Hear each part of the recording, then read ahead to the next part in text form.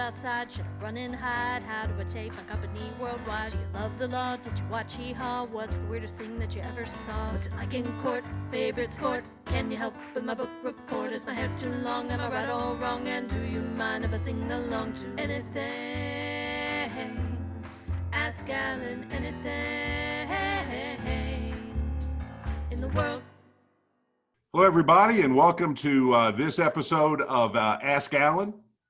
I'm Alan Crone, CEO of the Crone Law Firm, and we're here today with David Jordan, who's the CEO and president of Agape Family Services, and he's going to tell us a little bit about himself and a little bit about Agape, which is celebrating its 50th anniversary this year? 50 years, Alan, yes. We are excited and thankful. Well, that's amazing. You know, there are few Memphis institutions that are as enduring and as important as Agape. So congratulations on 50 years, and hopefully y'all will get another 50 or maybe even 500 more. Thank you. I appreciate that very much. Good to be on your show today. Well, thank you for joining us. Let's talk a little bit about you. I understand you actually grew up in North Alabama. Is that right? I did.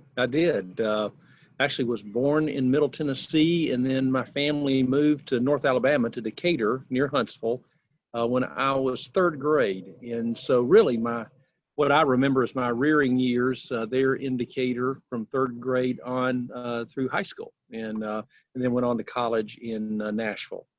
Were one or both of your parents rocket scientists? No, Dad was in the finance business, Mom a teacher.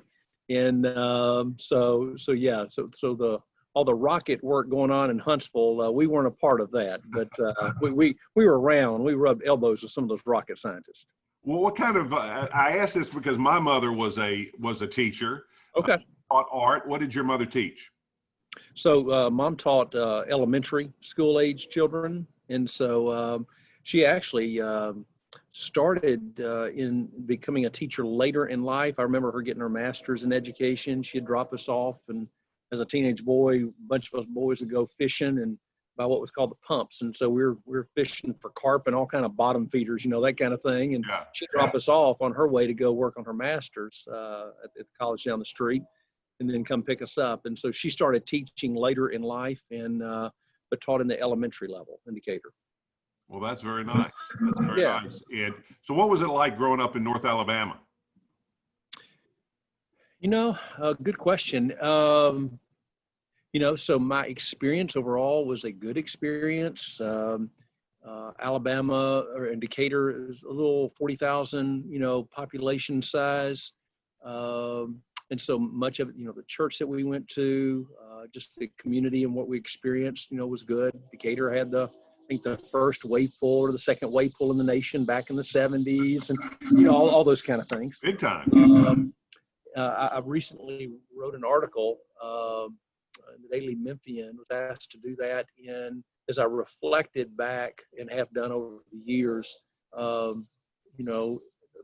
learning even about myself about matters of race and racism, and having a dear friend, just my best friend, that grew up in what we called the projects then in public housing, playing football with guys when we came together, on the team, white and black. I was in public school. We were one team. When we left, it always felt like there was something that divided us. And as a young boy, I didn't know what was going on. Later coming to know some of the stories of just racism that was going on, and how African-American families were experiencing life in Decatur that I frankly had no clue of. I saw a little of it, but didn't make a lot of sense. Experiencing at church, having an African-American church that was a part of in the facility that we were in, but they had to be in another building, and they would baptize in another baptistry, those kind of things. And I'd ask questions about that. It never made sense to me.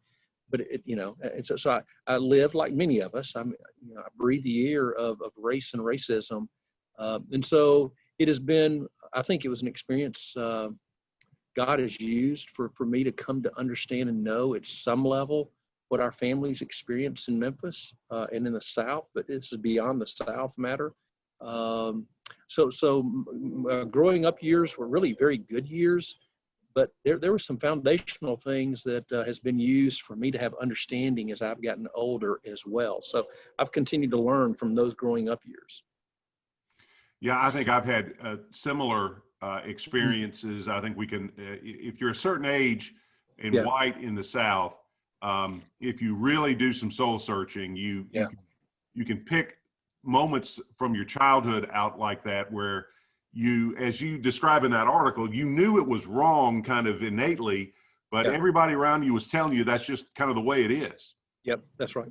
That's right. That's and right. It really makes it hard. It really makes it hard to be in solidarity with Black folks that grew up on the other side of that. I mean, all you can really do is have some empathy, but there's just no way of putting yourself in their shoes.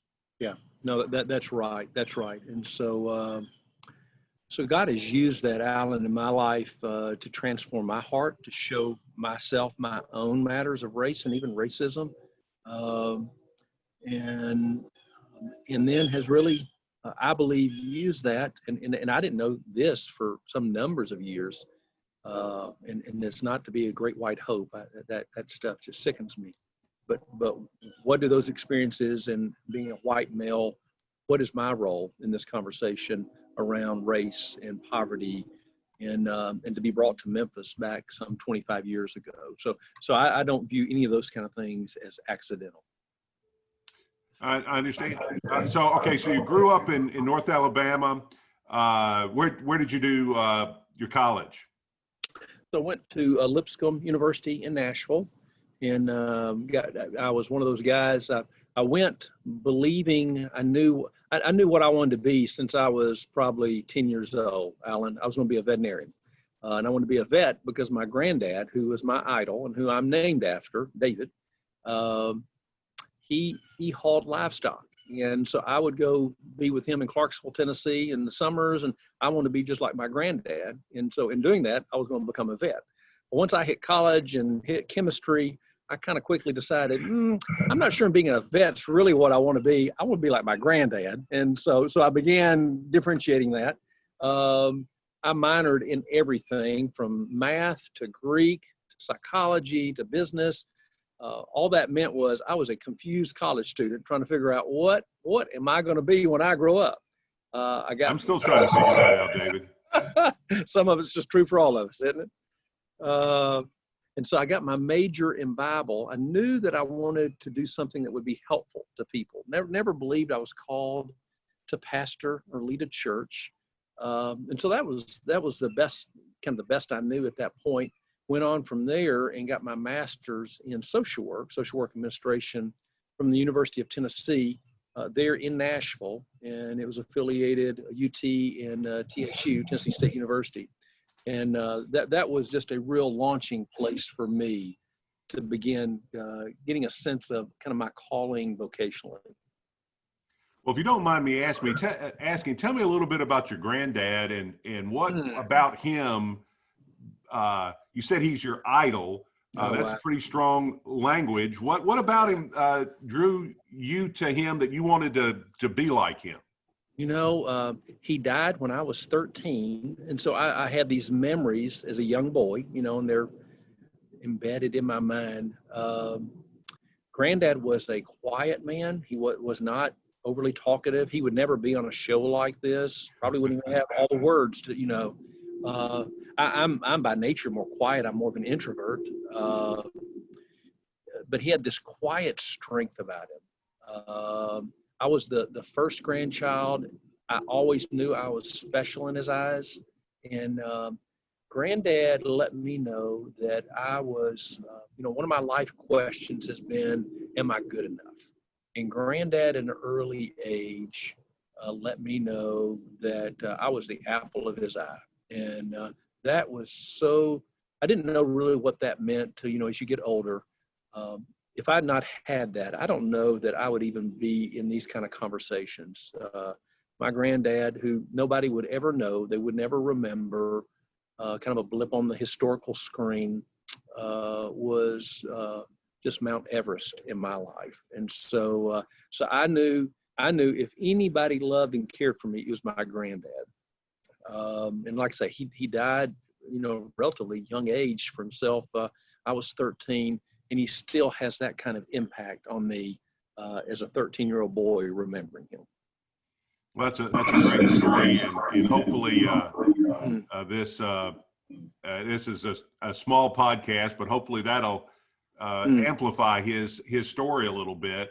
That's just a wonderful thing, and it shows you how we can have a tremendous impact on people. Yes. By not necessarily doing tremendous things, just by being, as you say, a quiet, principled person who can communicate that someone has worth. Yeah. So, probably no one would, ever look back and think of any monumental experience, anything he did that was grandiose. He didn't take me to Disney World. We didn't go, he took me to Moss's Kitchen. First place that just a little, diner for breakfast. And first place I had coffee. They put a little coffee in my milk. Never forget that.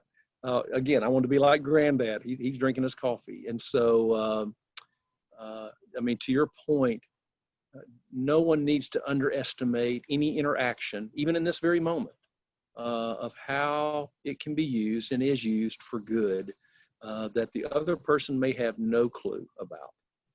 That's exactly right. Wow. All right. So you finished up your education in Nashville. How did you get from Nashville to Memphis? So once I received my master's, met my wife at Lipscomb, Teresa, and been part of just my life transformation. We've been married now 33 years. Started having children. We now have 3. At that time we had 2. And then started receiving a call from this agency called Agape, Child and Family Services. And Alan, initially, they started calling in the late 80s. And I came over and looked. And Nashville was very transformative in my life. And so just spiritually, it was very transformative. And as a young man, I was probably mid-20s. I got a little confused with, I didn't want to leave Nashville because that was the place of transformation. So I wanted to stay there. So Agape called and I came and looked at it, and I later said, that's good, but no, thank you. And they called back probably a year and a half later. And we went over and discerned and looked at, prayed about, had our church involved, and just, Alan, the strongest sense of calling I've ever had in my life is that we were to come to Memphis. And in part, that was for me to be at Agape. And now I've just started my 26th year as the CEO. My wife, Teresa, has been the children's minister at our church for 20 years. I think that's part of the reason we're here. I think part of being here was our kids growing up in Memphis and being able to experience this beautiful city and in its own struggle that has had such huge impact on our kids in a really good way. And so that's been part of the story that brought us to Memphis back August of 95. Wow. So you've been in Memphis working for Agape since 1995. That is right. So we came late August of 95. So just recently had my 25th anniversary, and staff and board were very gracious in how they celebrated. So it really has been a blessing and quite an experience. And I say that in all good kind of ways. Where we're at now, Alan, I would have never have guessed, having started back in August of 95. Well, when you started in August of 95, what kind, I know that Agape has changed over the years. Yeah. What was its mission then, and how has it changed? Yeah, it's a good question. So the mission has actually never changed, to provide children and families with healthy homes. How we have enacted that mission has hugely changed. So when I came in 95, Agape was right. Well, that year was our 25th anniversary. So this year is our 50th anniversary as an organization. Agape had served for 25 consecutive years solely providing foster care and adoption. Nothing wrong with that. A number of agencies that provide foster care and adoption, and there is a need. I'm a trained social worker. I come out of that field. One of my very first jobs was doing child protective services, and so going into homes where there was alleged abuse and neglect, and so there are times when there's a need for foster care and adoption. We began just asking the question, Alan, and this was over 20 years ago, what does it look like if we don't wait for youth and families to come into a foster care setting? And what if we begin going uphill, kind of upstream, as some would say? And so that question and that thinking has really driven Agape over the last 20 plus years.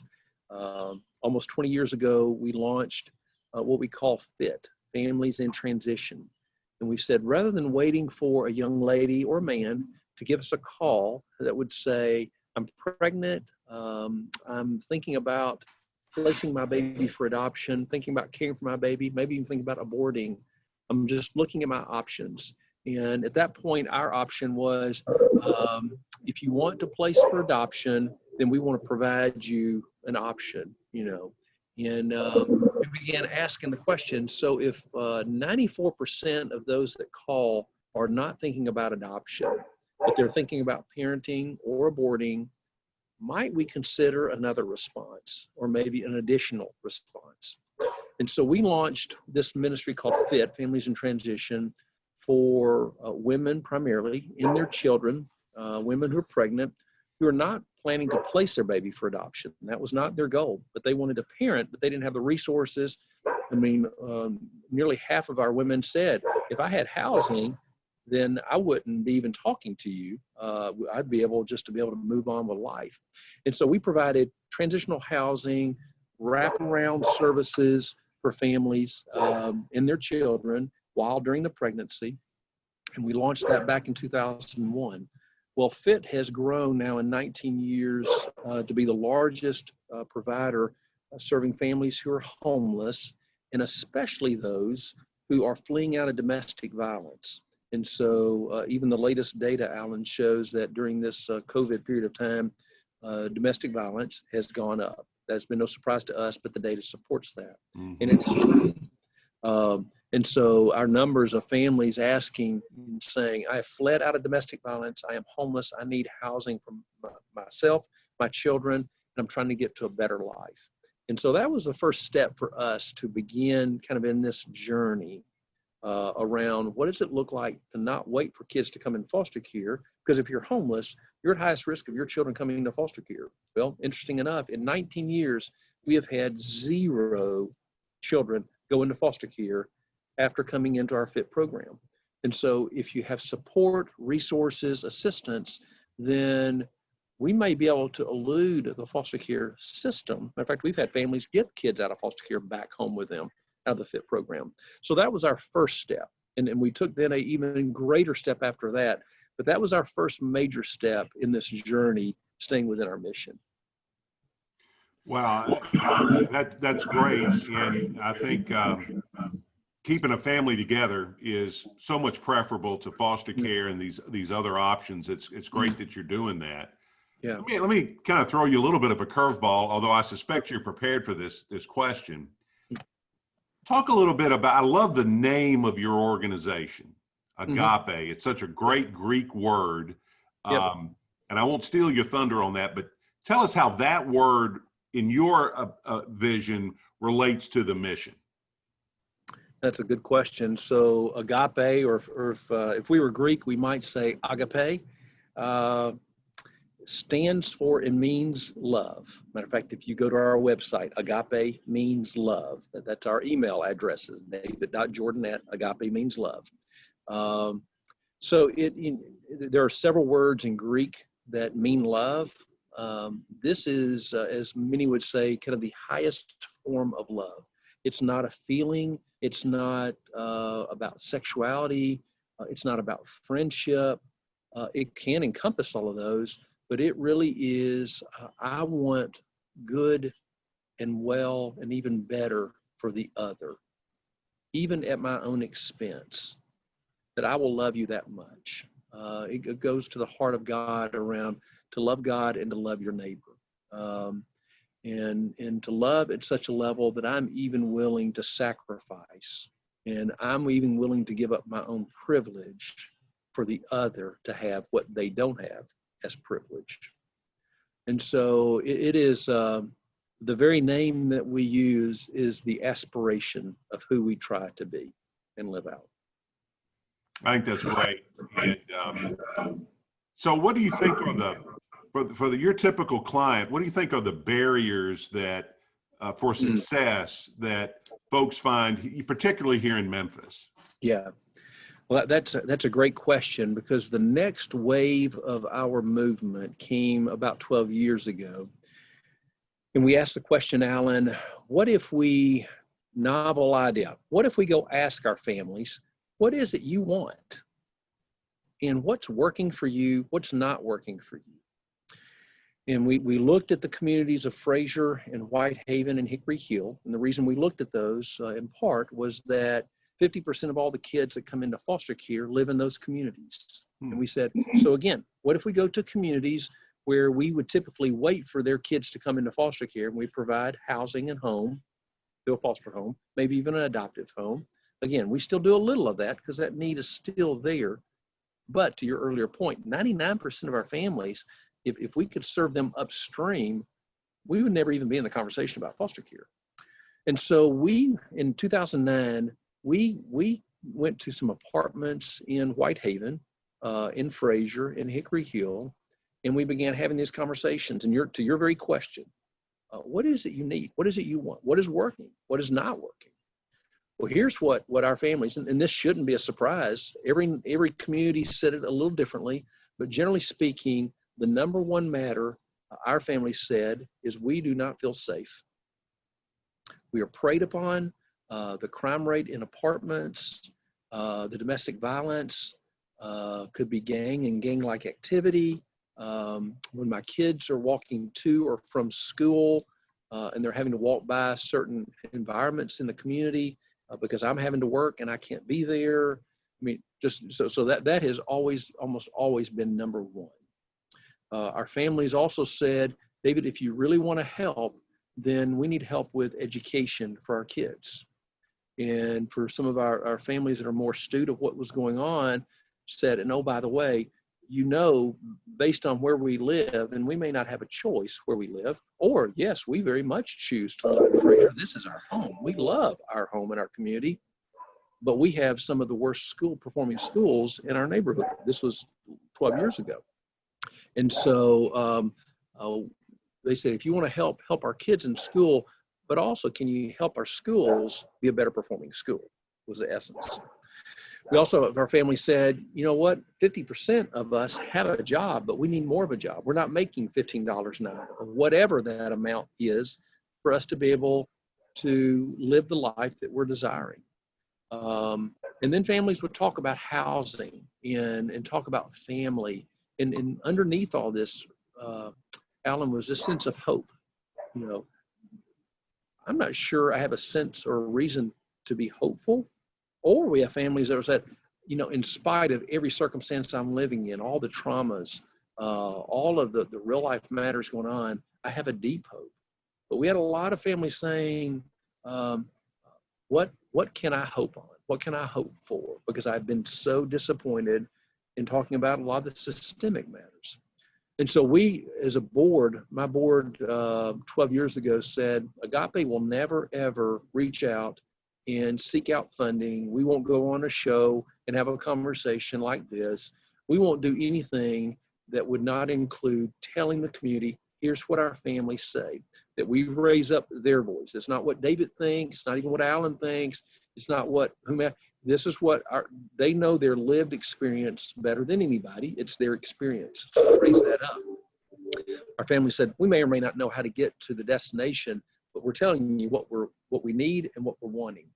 And so, Alan, that has flipped Agape 180 degrees. And so we launched a poverty reduction model work. It's It's called a 2-generation model. So you serve both generations, both parent and both child or children. You're serving the whole family. You're doing it alongside the family. Proximity is critical. And so just like you and I seeing each other here and having this conversation, our staff, and we're remote officing now because of COVID, but we office and work, and many of our staff live in the communities that we serve alongside in Fraser, Whitehaven, Hickory Hill. We hear the voice, we feel the people. Developing trust and having trusting relationship is critical in this. And so we're always growing that. Our staff are called connectors. And so they connect relationally. So the relational connection is critical. And they connect by connecting resources, wrapping services around as we walk out life. And so we are trying to move the needle of poverty. We've been encouraged by what we have seen, much to be done. And COVID-19 has clearly had a significant impact on our families. What effects are you seeing in your clients' lives, particularly as it relates to education and COVID and remote learning through SCS? And are you guys involved in supporting kids in education? Yeah, good question. We begin with where our families live, and then we go to where our families would go to. And so that has led us over the last 8-9 years. We're in all 16 schools that the majority of our kids would attend in Fraser, Whitehaven, Hickory Hill. So I've got our staff connectors that are embedded in the schools. If the schools were meeting, or they would be in the schools, but we're still engaged deeply with them. So in this time of COVID, Agape has gotten out, and we're in the process of getting out up to 1,000 computers to the 1,000 families that we serve, so that we can have kind of a telehealth, telework, so we can have, these kind of engagements just like you and I are having, but even more so to help our families go deep in areas like education, to your question. And so we partner with Shelby County Schools, we partner with Achievement School District, we partner with Granddad, with Fraser Community Schools. So those are the schools our kids are going to. And so our partnership has included conversations. We said, many of our kids, our data shows from our families, 80% of our kids have had no educational instruction since March when COVID hit here in America, up until recently when kids started going back to school. So we have had this major gap. Some would say our kids could get a year, if not 2 years more behind than they are. And so the remote learning, for some kids, they're doing it well. For some kids, this is very hard. For mom, dad, aunt, uncle who are in the home, if they're working, if they have more than one child, if you have younger children who are needing someone to sit beside them during this period of time, while you're in kindergarten, that's difficult. So Agape has just secured some funding so that we can have tutors. These, we're calling them learning coaches, who are retired teachers. They're trained in education. They're also trained in, say, the Shelby County School modeling of how you do education. And so we'll be able to serve 400, and I'm hopeful 600 to 800 of our youth with these tutors that will connect virtually. And so using the computers that we've gotten out, they all have hotspots. And so being able to have the connectivity, and we've provided that as well.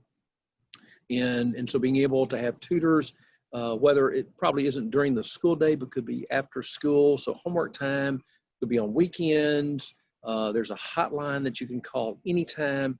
We also will have parent coaches. And so coaches for our parents to help support them because they're the first teacher. And so how can we help support you during this educational time for our youth? We have a national group called the Annie E. Casey Foundation in Baltimore. You're probably familiar with them. They have approved, Alan, to provide evaluation support for Agape in this model. And so doing what's called rapid cycle evaluation. So rapidly providing information to your question. How's it going, mom and dad and auntie? How's it going, youngster? How's it going, teacher? What's working in this virtual space? What's not working? How can we improve this?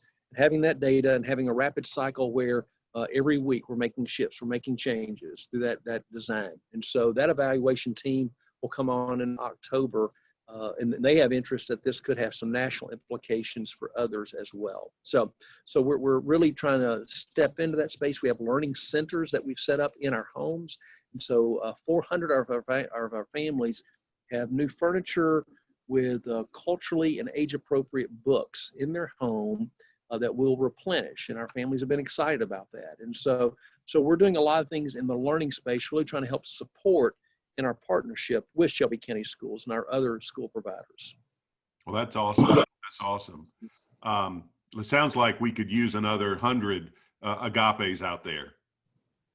Well, we do believe one of our roles is to scale this model. And we have seen the needle of poverty move with the families that we're serving.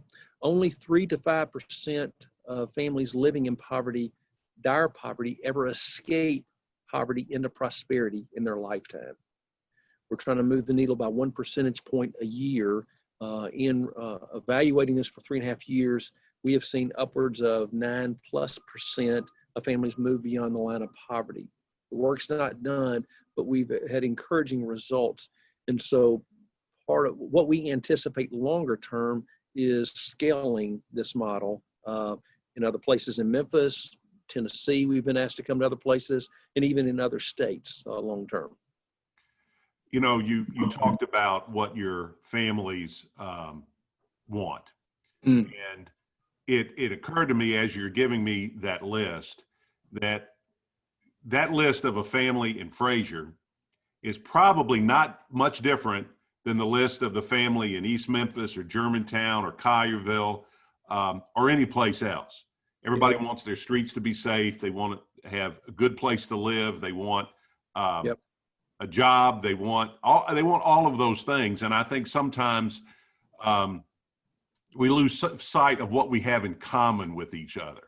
Yep. And talk about the ways that Agape may be bringing that message to other communities about how they're similar and how they can help.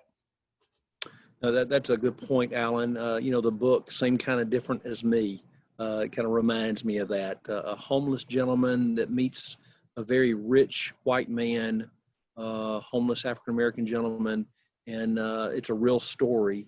And the story ended with they very much were very similar, desiring the very same things, but having very different opportunities in having made available to them.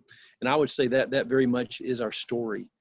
So one way that we are trying to bring resources, access, networks, just where's the door, David, for me to have a shot at this job? Where's the door for my kids to have an education like X, Y, and Z might have an education if they lived in another community? Because my kids can do the work. Where's the resource around safety? And so one way we are doing that is through our faith communities, Alan. We are connecting. I think I mentioned Pursuit of God Church. So Pastor Ricky Floyd, who is well known in Frazier, we have a deep partnership with Pursuit of God Church, and that's part of our work together. And we're connecting churches that we call hub churches, those that are indigenous to the community, with resource or anchor churches. And so a very specific example is that we connected Bellevue Church, and Pastor Gaines and his team came out to see Ricky, Pastor Floyd, a year ago in June. We had been telling them about the work, and we said, we really want to connect, people from kind of all over Memphis together to have meaningful conversations, kind of to your question. And so Pastor Steve Gaines and his team came and heard the work. We're really moved by it. They have been trying to do some things in Frazier, actually had a facility in Frazier. And after that meeting, Pastor Gaines and Pastor Floyd just continued in their relationship and meeting and getting together. Well, the short story is that led to Bellevue, first part of this year, donating a $3+ million building and property to Pastor Floyd in Pursuit of God to expand his ministry and the work he's doing with Agape and many other partners. it also has led to, and this is some of the deeper waters that I would say, I mean, a lot of folks would be awed by, wow, this building, and it's a beautiful building, is a beautiful gift.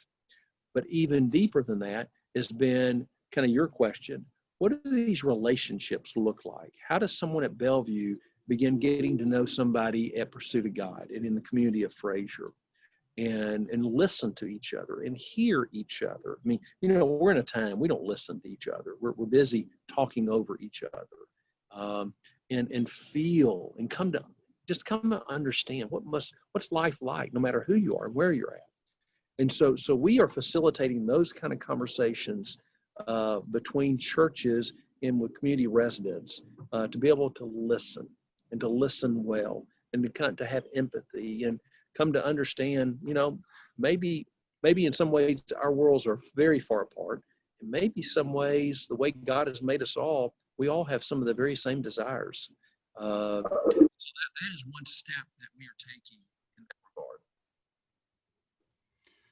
Yeah, I think that's from a religious standpoint, that's the point I think we all miss sometimes is, we're all made in the image and likeness of God, and we're all brothers and sisters. And I had an experience not too long ago where I was speaking at a Republican event out in Germantown, and this woman was there, and this is when I was working for the city of Memphis, and she was talking about the problems that they have in the inner city. And I said, well, what kind of problems do they have? Well, the family's broken down, and they don't have education for their kids. And in the same breath, she said, I was a single parent, and I made sure my kids got to school.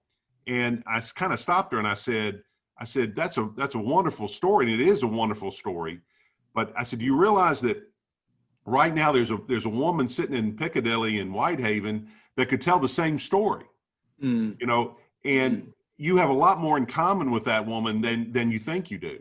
And as a result of that, she told me later she started volunteering at a church in Whitehaven, and formed some relationships. And so once you cross over and realize again that people are people, and it really, everybody has the same problems, they just may take different forms. So I think what y'all are doing is wonderful. What do you think the next 50 months, 50 years look like? For 50 years is kind of hard to prognosticate, but 50 months probably isn't. What do you think the future looks like for Agape and the work you're doing? Yeah, I appreciate that question as well. Agape has recently been selected by a national group. You may be familiar with the Aspen Institute. They have a number of entities. The Ascend Network is part of the Aspen Institute, and they are the national think tank around this 2-generation poverty fighting work. And so they're a real leader in that. Agape is, we're told, one of, if not the largest 2-generation poverty fighting models in the nation. And so we've been invited as one of 20 entities for a 2-year engagement to say, okay, what does it look like to go even deeper in this work? And so in the next 50 months, I believe, Alan, with COVID hitting as hard as it has, even with Agape getting computers out to our families the way we have, creating a telehealth, telework model, trying to help engage in the education spaces I talked about, we have got to the unemployment rate especially in impoverished communities have gone, they're extraordinarily high, and they already were. And so we are aggressively seeking partnerships, and some of the listening audience may hear some of this and say, boy, I want to talk more about this. We know research and data show, and we have experience at this, even though that we've been able to get 43.5% of the adults that we work with to a living wage of $15 an hour or more wage. So we view that as been very positive success. Governor Lee challenged me and our team when he and First Lady Maria were here back a year ago, June. Said, David, it's great that y'all can move the needle of poverty by 9%. Could you get to 10%? Could you get to 15%? Could you get to 20%? And I said, Governor, that would be unheard of movement, but I believe can be done, but we've got to lock arms systemically together. And so we are aggressively seeking relationships with CEOs and corporate groups, small, medium, and large size entities that would say, if we could create an apprenticeship model that would lean into, here's my XYZ corporation company. I need IT, I need healthcare, I need medical device. I've got positions that could lean into and even exceed, say, a $15 an hour job. But this is the kind of training. This is what I'm looking for. So if we set up apprenticeships that we paid, and they were 8-week, 10-week, 12-week, 16-week, and Agape's aggressively seeking funding for those apprenticeships, would you be open, Mr. and Miss CEO, to that kind of relationship and partnership? Our goal is, could we get up to 500 adults at a time in these kind of apprenticeship positions that would lead to some number? They obviously have to be hired and go through that process, but some number having employment where you're making $40,000, $50,000, $60,000 a year. And so we have seen success. We have a platform, this 2-generation platform. We have a deep partnership with the Department of Human Services with that. And we believe kind of our next 50 months would include kind of this movement. And I also believe that somewhere in this 50 months that we'll be moving to scaling this model. Might this go even deeper in Fraser, Whitehaven, Hickory Hill? Might this go maybe to other communities who would want it and say, yes, we want to embrace? Might it go to other places in Tennessee and even other states? We've been asked already to come to other places. We don't believe we're quite ready for that, but we believe we're getting close. I think in the next 50 months, that would be within the horizon as well. Well, that's wonderful. Certainly pray that you're able to accomplish those goals. How can folks get involved with Agape? Thank you. This is our 50th year anniversary. And so even in this remote, space, we are still going to celebrate our 50th year anniversary. We're going to do it remotely. We're not going to do it in person. And I would invite people on November 6th to be able to join in. And so it'll be via Facebook. We anticipate having it on TV stations as well. And we've got some top talent we're really excited about. We have Kirk Franklin, for example, who is a part. We've got Drew and Ellie Holcomb. We have CeCe Winans. And then we have a gentleman named John Perkins. And John began the Christian Community Development movement 25 years ago, African-American gentleman from Mississippi. And so we're really excited about not only looking back at the 50 years, but some of what you've been talking about. What does it look like in these next years? And our theme is, we are a movement. And when I say we, it's not Agape's movement. It is we. We are a movement here in the Memphis area. And so really to lock arms together, kind of your earlier point, no matter where you come from in the city, rather than pointing fingers, what if we take our arms and lock arms and we become a movement together in our city? So we'd love folks to join us November 6th for what we call Heartlight, our annual event, especially this year for our 50th year event. All right. Well, David, we put that up on the screen while you've been talking about it, the Facebook address for that. And we'll also periodically, been putting up your website address and phone number if people want to call and volunteer or donate money or just get involved with the work you're doing. Hopefully we can facilitate that a little bit. Thank you so much, Alan. I really appreciate that.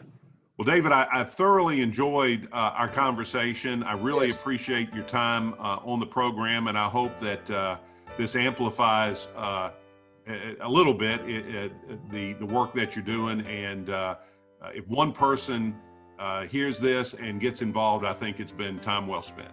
Amen. Amen. Alan, thank you. And thank you for your service in the community and what you're doing and having me on your show. I really appreciate this. Well, you're more than welcome. That's the easy part.